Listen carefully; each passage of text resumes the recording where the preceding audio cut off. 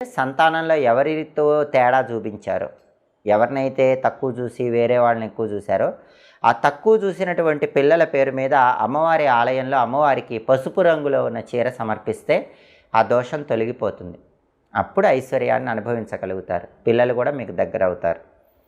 అలాగే ఏ ఇంట్లో అయితే శివలింగానికి రోజు బిల్వదళాలతో పూజ చేస్తూ బిల్వాష్టకం చదువుకుంటూ ఉంటారో ఆ ఇంట్లో వాళ్ళు ఖచ్చితంగా ఐశ్వర్యాన్ని అనుభవించగలుగుతారు. అలాగే వారానికి ఒకసారి మీ ఇంటి సింహద్వారానికి వేపాకులు వేలాడదీయాలి. వేపాకుల దండ వేలాడదీసి గుమ్మానికి వారానికి ఒకసారి ఆ దండ మారుస్తూ ఉండాలి.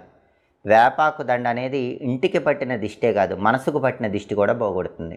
దానివల్ల మానసికంగా ఐశ్వర్యం ఉంటుంది, బయట ఉన్న ఐశ్వర్యాన్ని కూడా అనుభవించగలం.